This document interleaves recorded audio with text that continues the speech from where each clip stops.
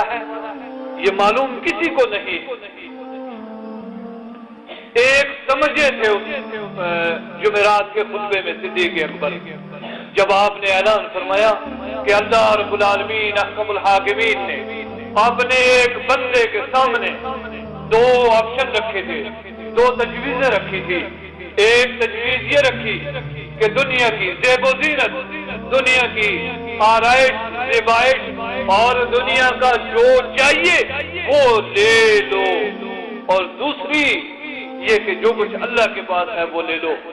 اس بندے نے دنیا اور دنیا کی زیب و زینت اور دنیا وما فیہا کی ساری چیزوں کو چھوڑ دیا اور اس کو ترجیح دے دی کہ جو اللہ کے پاس ہے، جس پر فبکا ابو بکر صدیق رضی اللہ تعالیٰ عنہ رونے لگے، فرمانے لگے فدا کا ابی و امی، فدا کا نفسی و مالی، میرے ماں باپ آپ پر قربان ہو، میری جان قربان ہو، میرا مال قربان ہو، ہمارا سب کچھ قربان ہو۔ حضرت ابو سعید خدری بیان کرتے ہیں ایک شخص نادان ہے، رموز نہیں جان پا رہا، کہتا ہے دیکھو رسول اللہ کسی ایک بندے کا تذکرہ کر رہے ہیں اور یہ بوڑھے یہ بزرگ رو رہے ہیں، لیکن ہم میں اس وقت سب سے عالم، سب سے زیادہ فرمان رسول کو سمجھنے والا اگر کوئی تھا وہ صدیق اکبر تھے کہ اللہ رب الجلال نے رسول اللہ صلی اللہ علیہ وسلم کے سامنے یہ دونوں چیزیں رکھی ہیں، آپ چاہیں تو دنیا کی جتنی زیب و زینت چاہیے آپ کو دے دی جائے، آپ جتنا عرصہ چاہیں دنیا میں زندہ رہیں، اور چاہیں آپ اپنے رب کے پاس تشریف لے چلیں۔ چنانچہ آپ نے رب کے پاس جانے کو ترجیح دی اور یہ اشارہ تھا موت کی طرف۔ چنانچہ اس کے بعد اللہ کے رسول صلی اللہ علیہ وسلم نے یہ تیاریاں فرمائی، غلام آزاد کر کیے، ازواج مطہرات کو نصیحتیں فرمائی، حضرت صحابہ کرام کو بلایا، ان کو نصیحتیں فرمائی، انصار کے بارے میں خصوصیت سے نصیحت فرمائی، فرمایا انصار گھٹتے چلے جائیں گے اور دوسرے لوگ بڑھتے چلے جائیں گے، ان میں سے اگر کسی کی اچھائی ہے اس کو قبول کرنا، اگر کسی کی کوئی کوتاہی ہے اس کو درگزر کرنا، انہوں نے میرے ساتھ بہت اچھا سلوک کیا ہے، یہ آپ نے وصیتیں فرمائی۔ اور اس دن صحابہ کرام بڑے بےتاب تھے، بے قرار تھے، اس طرح حجرہ رسول یہ ممبر ہو گیا اور اس طرف ہماری عائشہ کا حجرہ تھا، اس میں آپ قیام فرما ہیں، آج اسی میں آپ قیام فرما ہیں اپنے دونوں ساتھیوں کے ساتھ۔ حجاج کرام نے دیکھا ہے، زائرین نے دیکھا ہے، وہاں سے آپ نے جب حجرے کا پردہ اٹھایا صحابہ کرام بے انتہا بےتاب ہوئے دیدار کے لیے، اور قریب تھا، صحابی بیان کرتے قریب تھا کہ لوگ نماز توڑ کر ادھر دیکھنے لگتے۔ صدیق اکبر کو محسوس ہوا تو آپ پیچھے ہٹنا چاہا، فرمایا نہیں، مکان کا اپنی جگہ ٹھہرے رہو۔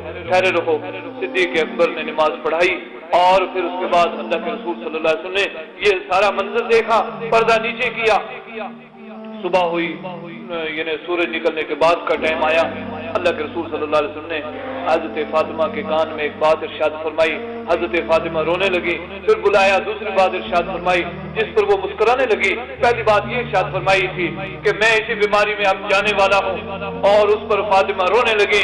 پھر فرمایا کہ میری اولاد میں سے، میرے آل میں سے، میرے اہل بیت میں سے سب سے پہلے تم ہی میرے پاس آنے والی ہو، تو اس پر حضرت فاطمہ مسکرائی۔ پھر فرمایا آپ سیدۃ النساء اہل الجنہ ہیں، مائی فاطمہ کو جنت کی عورتوں کی سرداری کی خوشخبری سنائی۔ پھر حسنین کریمین کو بلایا، ان کو بوسہ دیا، ان کو چوما، پھر حضرت علی رضی اللہ تعالیٰ عنہ کو بلایا، ان کو نصیحتیں فرمائی۔ اس درمیان میں مختصر اب وہ وقت آ گیا کہ جس کے بارے میں اللہ فرماتا ہے اذا جاء اجلهم لا يستاخرون ساعة ولا يستقدمون، اور وہ وقت آیا آپ کی یہ بیماری کی تکلیف، بخار شدت پکڑنے لگا۔ حضرت عبد الرحمن بن ابو بکر آئے، ہاتھ میں مسواک تھی، آپ نے دیکھا، بھائی عائشہ سمجھ گئی کہ آپ مسواک کو پسند فرماتے ہیں، فوراً اسے مسواک لے کر دی۔ آپ اس وقت اس کو نہیں، مسواک مضبوط تھی، چبا نہیں پا رہے تھے، صدیقہ کائنات نے اس کو چبایا، چبا کر آپ کو دیا۔ آپ نے خوب اچھے طرح سے مسواک فرمائی۔ مسواک فرمانے کے بعد مائی عائشہ فرماتی ہیں یہاں آپ نے ایک پیغام دیا، باتیں ہوتی ہیں کہ اس کا ثبوت ہے کہ نہیں ہے، کس کا ثبوت ہے کس کا ثبوت نہیں، کیا میں ساری اس سے ہٹ کر ایک بات کہنا چاہتا ہوں کہ ایک آخری پیغام صحیح حدیث ہے اور عظیم پیغام ہے. کیا آپ نے کبھی اس پر غور کیا ہے؟ رسول اللہ کی میلاد کیا ہے، رسول اللہ کا منہج کیا ہے، رسول اللہ کا مشن کیا ہے، رسول اللہ کا فرمان کیا ہے، رسول اللہ کی وصایا شریف کیا ہے؟ فرمایا الصلاۃ الصلاۃ الصلاۃ الصلاۃ وما ملکت ایمانکم. لوگوں نماز کا اضاء نہیں کرنا، اور نماز ضائع نہیں کرنا، اور نمازیں برباد نہیں کرنا، اور اپنے ماتحتوں کا خیال رکھنا. ہم کتنی نمازیں قائم کرتے ہیں، ہم کتنا دھیان رکھتے ہیں، چمڑی چلی جاتی ہے، چمڑی نہ چلی جائے. ہمارے معمولی حقیر اشیاء کے لیے ہم نمازیں ضائع کرتے ہیں، نمازیں قضا کرتے ہیں، نمازیں برباد کرتے ہیں.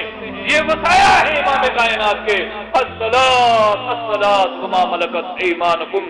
قوم کے نام پر، امت کے نام پر، انسانیت کے نام پر آخری الفاظ ہیں الصلاۃ الصلاۃ وما ملکت ایمانکم.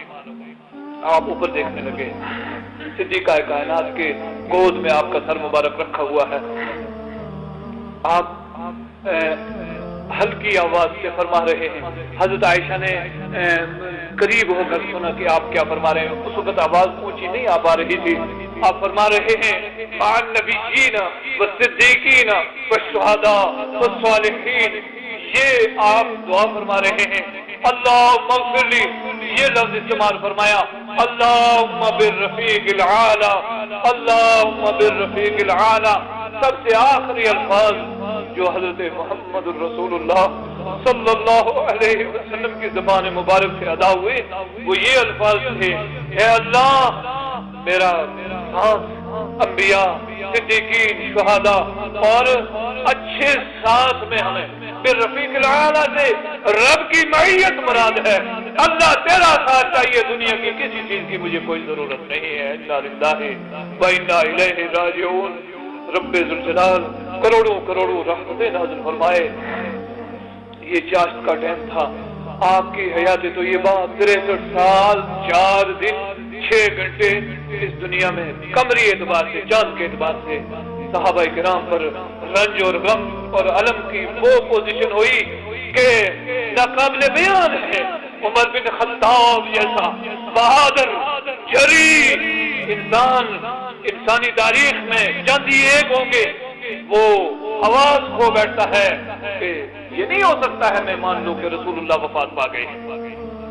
یہ رسول اللہ وہاں کوہ طور پر جس طرح موسیٰ علیہ السلام چلے گئے تھے اس طرح چلے گئے ہوں گے. آج میں یہ تسلیم نہیں کر سکتا. صحابہ غم اور رنج کی اس پوزیشن میں ہیں جو ناقابل بیان ہے. صدیق اکبر آتے ہیں، یہ جرف میں تھے، وہاں سے تھوڑا دور فاصلہ ہے، تشریف لائے. سب سے پہلے آ کر رسول اللہ صلی اللہ علیہ وسلم کے حجرہ مبارک میں تشریف لے گئے، مائی عائشہ کے حجرے میں تشریف لے گئے. آپ کی لاش مبارک رکھی ہوئی ہے، یمنی دھاری دار چادر آپ کے اوپر ڈھانکا ہوا ہے، ڈپا ہوا ہے. وہ چادر اٹھائی ہے، چہرے مبارک پر بوسہ دیا ہے اور ارشاد فرمایا ہے کہ یہ ایک موت تھی جو اللہ نے آپ کے لیے لکھی تھی، اس سے آپ گزر گئے، آپ اس کے بعد کوئی دوسری موت آپ کے لیے نہیں ہے. اور بہت ساری آپ کی صفات بیان فرمائی. فرمانے کے بعد بار تشریف لائے، دیکھا غم کا عالم ہے، رنج کا عالم ہے. عمر بن خطاب جیسا بہادر آواز کھو بیٹھا ہے. فرمایا عمر بیٹھ جا. عمر بیٹھنے کے لیے تیار ہی نہیں ہے. یہ جشن منانے والے اگر دیکھتے کہ عمر کا غم کتنا ہے، یہ جشن منانے والے اگر دیکھتے کہ بھائی عائشہ کا غم کتنا ہے، بھائی فاطمہ کے غم کی کیا پوزیشن ہے، حسنین کریمین کے غم کی کیا پوزیشن ہے، کبھی بھی رسول اللہ کی وفات کے دن کوئی جشن نہ مناتا. فرمایا عمر بیٹھ جا. عمر بیٹھنے کے لیے تیار نہیں ہے. صدیق اکبر میرا ممبر کے پاس آئے ہیں اور ممبر کے پاس آنے کے بعد ارشاد فرمانے لگے، اللہ کی حمد و ثنا بیان فرمائی، خطبہ مسنونہ پڑھا. اس کے بعد یہ آیت تلاوت فرمائی. فرمایا وما محمد الا رسول قد خلت من قبله الرسل افإن مات او قتل انقلبتم على اعقابكم ومن ينقلب على عقبيه فلن يضر الله شيئا. پھر یہ آیت تلاوت فرمائی انک میت وانہم میتون. پھر اس کے بعد ارشاد فرمایا من کان منکم یعبد محمدا فإن محمدا قد مات ومن كان منكم يعبد الله فإن الله حي لا يموت. جو شخص تم میں سے محمد رسول اللہ کی عبادت کرنے والا ہو وہ یہ جان لے کہ محمد رسول اللہ وفات پا چکے, اور جو تم میں سے اللہ کی عبادت کرنے والا ہو وہ یہ جان لے کہ اللہ زندہ ہے, اس کو موت نہیں آئے گی. پھر اس کے بعد جب یہ الفاظ عمر بن خطاب کے کانوں میں پڑے, عمر بیٹھے ہیں, حضرت عبداللہ ابن عباس بیان کرتے ہیں آج ہمیں ایسا محسوس ہو رہا ہے کہ گویا یہ آیتیں ابھی نازل ہوئی ہے, ہر آدمی گنگنا رہا ہے وما محمد الا رسول قد خلت من قبلہ الرسل. 32 گھنٹے تک معاملہ طے ہوئے, خلافت کا معاملہ طے ہوا, غسل کا معاملہ طے ہوا, تدفین کا معاملہ طے ہوا. یہ اختلاف ہوئے کہ خلیفہ کس کو بنایا جائے. بنی سعد میں سقیفہ بنی سعد میں جمع ہو کر صحابہ نے صدیق اکبر کو پر اتفاق ہوا, آپ کو خلیفہ منتخب کر لیا گیا. غسل دینے کی بات آئی تو حضرت صدیق اکبر نے فرمایا میں نے رسول اللہ سے کچھ چیزیں سنی ہوئی ہیں, آپ نے نگرانی فرمائی. پھر تدفین کے سلسلے میں چنانچہ آپ کے کپڑے اسی طرح لگے رہے جو کپڑے پہنے ہوئے تھے, اسی طرح آپ کو غسل دیا گیا, اور جس جگہ آپ کی وفات ہوئی صدیق اکبر نے بتایا وہیں تدفین ہوگی کہ آپ نے یہ ارشاد فرمایا تھا. چنانچہ اسی جگہ قبر مبارک بنائی گئی. حضرت عباس, حضرت علی, حضرت عباس کے 2 بیٹے حضرت فضل اور حضرت قاسم اور 2 اور ساتھی جو غلام آزاد کردہ حضرت شکران یہ شامل تھے. غسل دیا. غسل دینے کے بعد پھر صحابہ کرام نے اس طرح جس طرح ہم عام نماز جنازہ پڑھتے ہیں اس طرح جنازہ رسول اللہ کا نہیں پڑھا گیا, بلکہ جنازے تو گنہگاروں کے ہوتے ہیں. امام کائنات پر کس کی جرأت ہے کہ وہ کھڑے ہو کر یہ الفاظ کہے کہ اللہ مغفر لہ ورحمہ وغیرہ جو الفاظ ہیں وہ تو ہمارے لیے ہیں, وہ تو گنہگاروں کے لیے ہیں. جہاں اندر جگہ نہیں تھی 10 آدمی پورا دن لگ گیا, منگل کا دن اس میں لگ گیا. 10 آدمی حجرے میں اندر آتے اور وہ صلاۃ و سلام پڑھتے, درود شریف پڑھتے اور ساتھ میں چند دعائیں پڑھتے, پڑھ کر باہر چلے جاتے. اس طرح 10 آدمی آتے رہے جاتے رہے. خواتین بھی آئیں, بچے بھی آئے, اور پھر منگل کے روز دیر سے جا کر یعنی رات کا ٹائم ہو چکا تھا, مغرب کے بعد کا ٹائم ہو چکا تھا. بغلی قبر بنائی گئی.